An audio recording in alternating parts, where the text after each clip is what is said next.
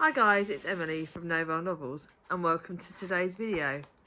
This is my October book haul, 30 plus books. Yes, I've done it again. I am now officially banning myself from Waterstones unless we end up going to see Gemma, but that's a bit of a, we don't know. But yeah, apart from that, I'm banning myself from Waterstones. That is it. No more Waterstones at all. Charity shops, 1 or 2 books per trip. I am limiting myself. I am cutting back my spending. When you hear at the end of this video how much I've been spending on books, yeah, you're not going to be telling my mum and sisters, okay? Charlie knows, but Charlie knows everything. Don't judge me. Please don't judge me. I have had one hell of a... I'm just going to try and forget this. It was Charlie's birthday, so we did a shopping trip. Have had various other things happen, like hospital trips. I'm blaming it all on that. I'm blaming it, but I am... November and December, I am avoiding Waterstones like the plague. Possibly in January, but literally, that's it. They are too nice to me in there. I have to avoid them. Stop me. If you see me going near them, stop me. 2 books I may be ordering on payday that are going on to next month are to cheer my mum up, because mum just broke a hip the other day, and so one of the things that I'm going to be doing is buying a book that we both will like, and another is a Why Mummy book, because that's kind of like, well, they're my comfort, and well, you know, it's been a bit of a rough time. You gotta treat yourself. But yes, so I forgot to write down my exact numbers, but I got 8 books as gifts. One of them was from Tandem, so you would have seen that in quite a few Instagram posts and videos, and that was Normal Women, and that was an ad PR product, so it's technically a gift because I didn't pay for it, but I read it straight away, so does that count? I don't know. And then I got 7 books from the lovely Charlie from Charles Heathcote. You would probably have seen all these anyway on I think it's my Victober vlog week 3. Yeah, you would have seen that. That would have been live already. And Charlie sent me a box full of books. Love Charlie. I know you don't do Soppy Charlie, but you're amazing. And they arrived right on the time when I needed them, because October was the month where, if you would have seen my gratitude journal, it was the month that, the anniversary of my dad's death. It was my hospital visit month. It was Charlie's birthday. Emotions were everywhere. And then right at the end, like I said, my mum broke her hip. So what an October. But yes. So I've got 7 books to show you that were gifts. I got 16 charity shop books and 9 full price books. I will tell you the figures at the end, but even Thomas was surprised when I said it, and he said I wasn't going to mention his name, but there you go. He was surprised when we worked out how much it was, but yeah, no, I'll tell you that at the end, and please don't judge me. Just skip past that little bit if you don't want to hear, because I really shouldn't have added it up. I really am. It's similar to last month, kind of only £2 more, but yeah, shouldn't really have counted up. But then I suppose counting it up does mean I'm more accountable, which has got to be a good thing. Anyway, let's show you the books, because I've got, so 16 plus 9 is 25, 25 plus 8 is 32, I think, 33 books. Okay, yeah, because I've got 33 books. I won't be going into too much detail, but I will show you. I have kind of done it like genre based and stuff, and let's just show you. Stop rambling. The first one is Charlie from Charles Heathcote. I got a proof copy of this, which I didn't count because I wasn't telling people about it, and that is Shepherd's Delight by Charlie from Charles Heathcote. It's his poetry book. I'm not a major into like reading poetry, but his poems were brilliant. They made me laugh. It is a typical Charlie. It's literally like reading Charlie. Just, I know you can tell it's his writing, and it was brilliant, and I loved it when I read this. And it's a proof copy that I got, so thank you, Charlie. Oh, and my name's at the back of it again. Thank you for the early readers of the collection. It counts me and Charlie Brooke and someone else. So, whee! I got my name in the book again. Charlie, the simple things in life cheer me up. Then he gave me 2. Thomas is happy about this. Then I got 2 Alison Weir books. I think this looks like it's a proof copy, and that's Alison Weir book Henry VIII, King and Court. And this is about, yeah, it's court, I think. I don't know too much more about this. This is a proof copy, and it looks big, but it actually looks like a really good non-fiction one. And it talks about other people within the court, not just the kings and queens. It's, yeah, challenging recent theories. Does look quite good. It will be good. Right, actually, I'm going to put that on top of that, like that, because I didn't realise the way I've been putting Charlie's book on my shelf, it's bent it a little bit, so I need to put it somewhere else, I think. Then I got a copy of The Six Wives of Henry VIII, and this is I think this is a non-fiction book, and this shows us the court where personal needs frequently influenced public events. This is chunky, but I do still think I want to read it. Like, I want to read more non-fiction. Obviously, I read the Six Tudor Queens series last year, at the start of the year, so I think this one will be saved for next year, because I still feel a bit chewed out at the moment. But yeah, I'm going to gradually get through this one. I think this one will be a good one to gradually get through.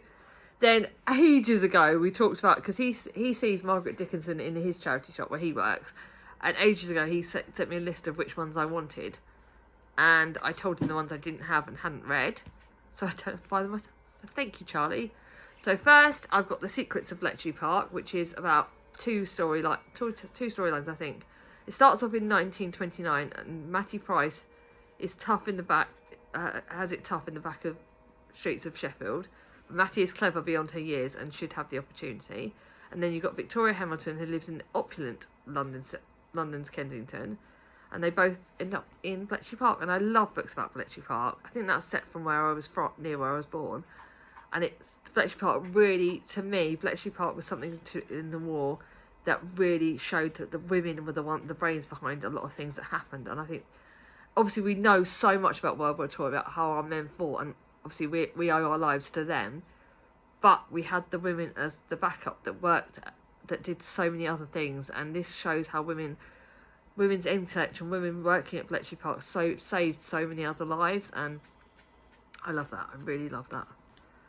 So that one, and then we got another wartime one, which is set again. This is another World War II's book, and this is set sort of up. And it's about new neighbours Edie Kelsey and Lil Horton have been friends for over 20 years, and their children both sort of get together and fall in love and marry, and then the war happens and families are torn apart, and it's another wartime book. So that does look really good. Then we've got two Margaret Dickinson books that are set in different time eras. I don't know when this one is set, although from the picture I would have thought it's way before 1912. And this is set. This is about a girl who works at a mill, Hannah Francis, and in Macclesfield. So that's Macclesfield, where Charlie's, the area where Charlie's from, I believe. And this is, let's see if it's got the years that it's written in. I don't know. I always like to know roughly. Oh yeah, 1854. So it's set in the 1850s. So I think that's pre-Victorian. I think, I'm not sure. And about the mill owners and that sort of time and that sort of industrial area and things. So that could be that's going to be one that I look forward to. And then you've got Forgive and Forget, which is set in 1911. So again, another time period, but it's about Polly Langton's China doll. Belly is strong. She's got a strong, fiery personality. When typhoid strikes her home city of Lincoln, she needs every ounce of strength in order to cope. And then with the death of her mother, Polly has had to give up her ambition of becoming a teacher to care for her younger brothers and sisters. That looks really challenging emotionally, but again, a really good book. So thank you, Charlie, for those. Now, to the books I bought. I've not separated them into full price or charity shop, but obviously I always hold myself accountable, and I will tell you as I go along. Don't judge me, please. Actually, if you judge me, why are you on my channel? Sorry. I am literally, with evidence going on, I am a bit of a case of say it as I see it mood at the moment. So the first one is I got Far From the Madding Crowd by Thomas Hardy. It's a beautiful Penguins Popular Classics edition, second hand, only to realise once I bought it that I have a copy that I lent to Charlie. How stupid am I? But I got a pretty copy, so it depends on which copy she's been lent, which one I keep and which one I give away. It was £1. I'm stupid. Yes, I know it. Not stupid. Thomas will kill me for saying stupid, but I'm slightly dull.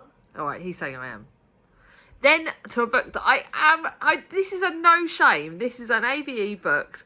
I have no shame about the fact I got this. And this is Tales of Angria by Charlotte Bronte. These are the stories that Charlotte Bronte wrote with her brother Bramwell. And I have no shame in getting this. This is the only Bronte book that I did not own.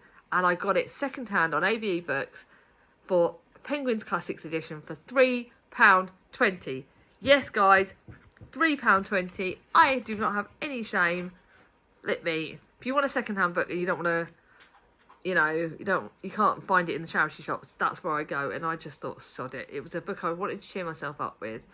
And this is the one where, Bramwell had something to do with it. And that was why I kind of, I just had to read it. Like, I was reading another book that had something. Oh, yeah, it was when I was reading some of the Bronte retellings. And it talks about Bramwell in it. And I wanted to read something that had his connections. And this is 5 novelettes are included in this volume. And it's what I'm going to read next year. I love the Brontes, as you well know, as you will hear from every single flipping video. I don't care. Yay! I got it. Then to a book that you might have seen in my vlog, I can't remember. And that is The Idiot by Fyodor Dostoevsky. This is a pretty Oxford World Classics edition. I love this edition. I think it's absolutely bloody gorgeous, and I wanted it, and I liked, I know it's a bit silly because I liked really like Crime and Punishment. I loved Anna Karenina. I wanted to read another book from that sort of time, and this is the main idea of this novel is to depict the positivity of a good man. There is nothing more difficult than this in the world, especially nowadays. And it's about a Russian. His ideal hero is the saintly Prince Mushkin. I've got no idea how to say these words, but why not? What the hell? But Charlie from Charles Heathcote, if you're watching this, I know we read a Dostoevsky together. Or do we read a Tolstoy? We read one book together, and I've just realised I don't think Anna Karenina is Dostoevsky. Okay, but yeah, I just thought, why not? So that's that. Then I've got my second, so that's 4 classics, because I've got some the Lord Arthur Savile's Crime and Other Short Stories. I love Oscar Wilde short stories, and this has given me some other ones, because I've got the ones that I read with Charlie, my sister Charlie, the other day, and this has got some other short stories that weren't in this one. And it's got The Happy Prince, so it's got some of them that were in the other edition. So this one's got the Devoted Friend, which I swear was in the other one. And it's just got a mixture. It's got the Canterville Ghost. So yeah, it's kind of got some more. It's just got the odd more of Oscar Wilde's plays, but I'll never turn down Oscar Wilde short stories. So those are my 4 classics. So now you're going to actually be shocked. I've got some fantasy. Once I've showed you my YA historical fiction. So do I count this as historical fiction because it's YA? I think I probably am going to actually, but I'll add this. And this was 20 flipping p at the charity shop near me. I got this the day before the anniversary of my dad's death, when I was crying and I needed something to. I went into the charity shop to cheer me up, and I found this for 20p. My mum actually liked the look of this when I showed her. This is about the suffragette era. Thomas, don't you dare knock this table, Thomas. And this is a YA book about the suffragette era. So it's set in 1918. And Stella has lost her suffragette mother to the terrible flu pandemic that's sweeping Europe. The Great War is finally coming to a close, and women are going to be able to vote for the first time. Stella wants to change the world, but she can't do it by herself. Just as stars come one by one to brighten the night sky, so history is made person by person, girl by girl, vote by vote. I love the look of this. This is one that echoes hope and strength, and I might shave Shorty September next year, because I think I might actually do Shorty September. And yeah, but yeah, I love the look of that. Then a book that I bought on the day I went to hospital trip, it was a buy 2 for £9 at Tesco's. I bought Erica James's book, The Secret of a Secret Garden Affair, and this is set partly in July 1981, as the country prepares to celebrate Prince Charles's wedding to Lady Diana. Libby flees London and her cheating fiancé Marcus for the Suffolk countryside. At Larkspur House, she hopes to put pieces of her life back together, and Libby's great aunt Bess and renowned garden designer and former socialite Elfrida are helping to help. For lifelong friends Bess and Elfrida, Libby's arrival stirs up ghosts from the past, and I've got a funny feeling, looking at that dress, we go back to the past. Don't know much more, but I love Erica James's books. Then for another 20p, a book that I needed, because it was the only one in this Anton de Beck series that I didn't have a physical copy of. I read it via the library app, and now I wanted my own copy. Again, 20p. I've read this before, so it's part of that series, and it's part of the Buckingham House Hotel series, and I really enjoyed it when I read it the first time. And it's about Nancy and Raymond, the guys. I don't want to tell you more because it's right in the middle of the series, but it's a really good book. I really loved it. For 20p, why not? Then a book that you would have seen in a couple of videos. This is The Gifts by Liz Hyder. This is inspired by Katie from Books and Things. It is historical fiction with a bit of fantasy and a bit of magical realism in. It was set in October 1940. It will be on my Books for the Winter list video that will come up soon. And it's about a fallen angel, and it's gothic-y, and it's dark, and it's giving me all the feels that I need. Bit of a random one. This was, I think, 20p at the charity shop. And this is Recipes for a Perfect Marriage. Yeah. Oh no, this was £1. Oh, sorry, this was £1. Whoops. And this is, they say no, there's no such thing as a perfect marriage, but of course there is. A perfect marriage is where two people live together for most of their lives until death separates them. And this is about two couples that totally are not. This is the story of two women. Recipes for Marriage challenges the modern ideal of a romantic love as a given and ponders whether true love can really be learned. That's pretty good. So that is 1, 2, 3, 4, 5, 6, 7, 8, 9, 10, 11 historical fiction. I wonder if I should put that somewhere. I'm going to put 11 history. God, my books. So I've got 3 non-fiction, 2 by the same author, 1 I think, yeah.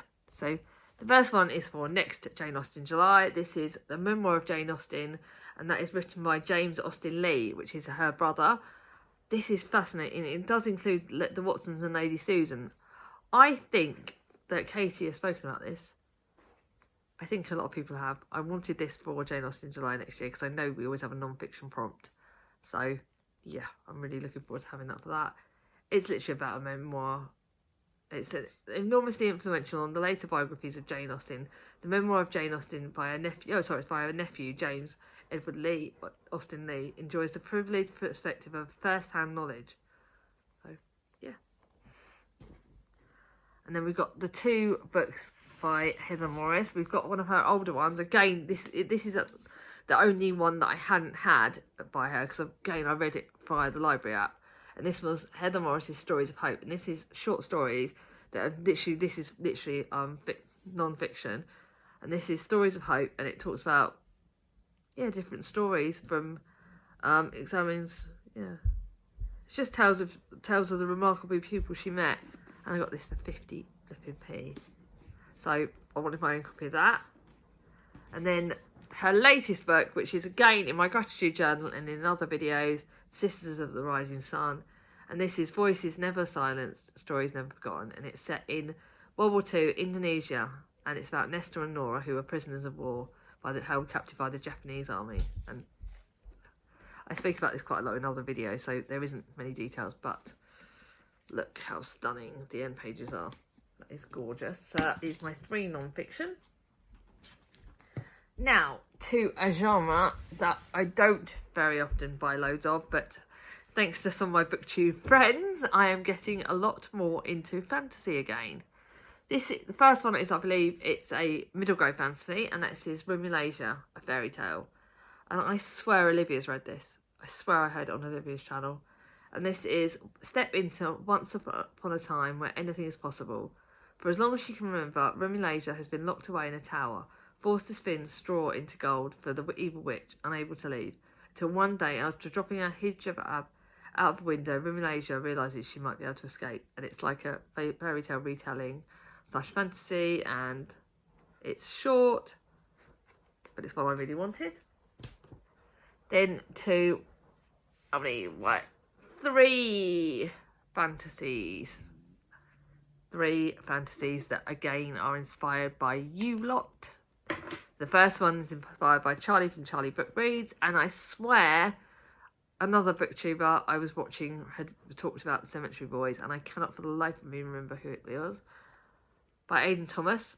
I think Olivia's read it again, and this is Yadriel is summoned by a ghost, and now he can't get rid of him. To gain his family's acceptance, Yadriel has to prove himself to be a real Bridger, by summoning his cousin's ghost. When he accidentally summons the ghost of a high school resident's bad boy instead, things get complicated. Charlie loved this. It was one I nagged her to borrow, but she didn't even want to lend me it because it's that good.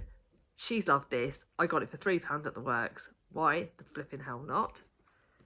Then to two pink books. Yes, Alice, you can tease me.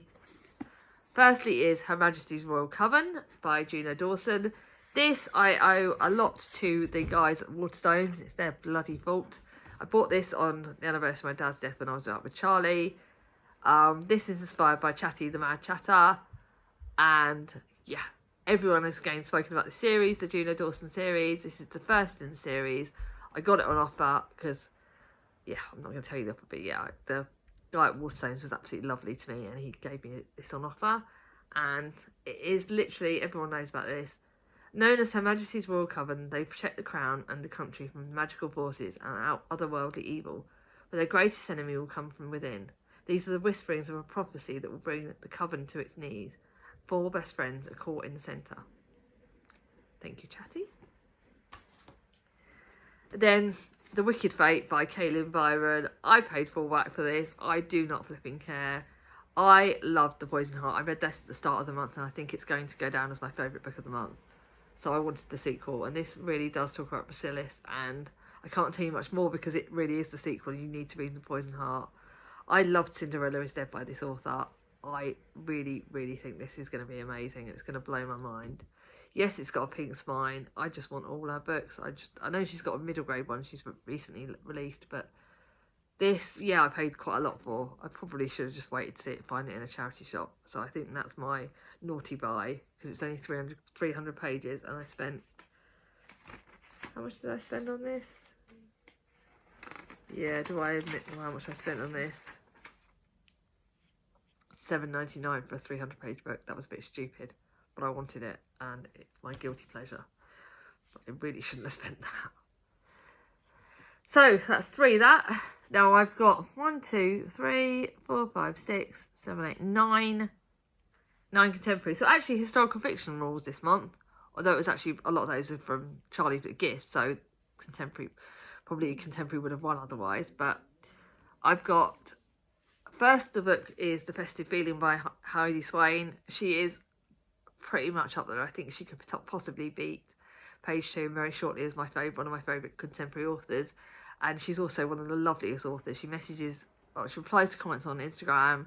She is a true gift, and this is part of the Nightingale Square series. So I can't tell you about the series, but it is set in Nightingale Square, and it's about Holly and Bear and a romance and communities coming together for festivities. I love this author. I love this series. I just absolutely love it so much, and I couldn't wait to get this. So yeah, I am reading that December. I don't care. Then to a book that I got at my charity shop for £1. My sister Charlie spoke about this as well. This is The Weekend by Charlotte Wood. Charlotte, my sister's real name. Proper. Gotta get it. And this is an older protagonist. It's about Sylvie, Jude, Wendy and Adele. They've been best friends for decades, but when Sylvie dies, the ground shifts dangerously for the remaining 3. And they all get together. It's a bit of a slow-paced, very character-driven book, but Charlie loved it, so why not? Another charity shop one, Lessons for a Sunday Father, £1 in the charity shop. Again, we've got older protagonists. This is a story about Scott, Gail, Nat and Rosie. And they've all got their own little stories in it. Scott, who finds his belongings outside in a bin bag one day and realises he may have made a big mistake. Gail, who wishes her husband were under guarantee so she could send him back and get a refund. Oh dear. Nat, who discovers that growing up isn't all it's cracked up to be. And then Rosie, who just wants her dad back. Or if not, at least some new glitter nail polish. 4 stories, 4 lives, 1 story, love, loss, and learning to be a grown-up. Bloody hate being a grown-up, so it does look like fun. A book to read next year, because it's a January book. This is Evie's Year of Taking Chances. I will 100% be reading this in January, because it's about taking chances in a year. And this is Evie's birthday. It's the start of a year she'll never forget. An emotional story of love, friendship, and grabbing life by the horns. We should all grab life by the horns. And Evie's job has always been a safe haven. Oh, she's a librarian. Yay!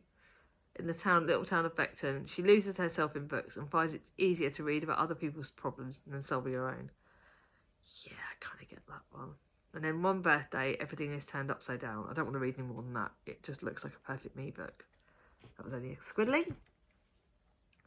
Then I had my voucher, my money, free money in the works, because I spent too much in the works over 3 months. And this is What Time Is Love, and this is Holly Williams. It's like I would say it's a contemporary, but it's like a magical realism kind of contemporary.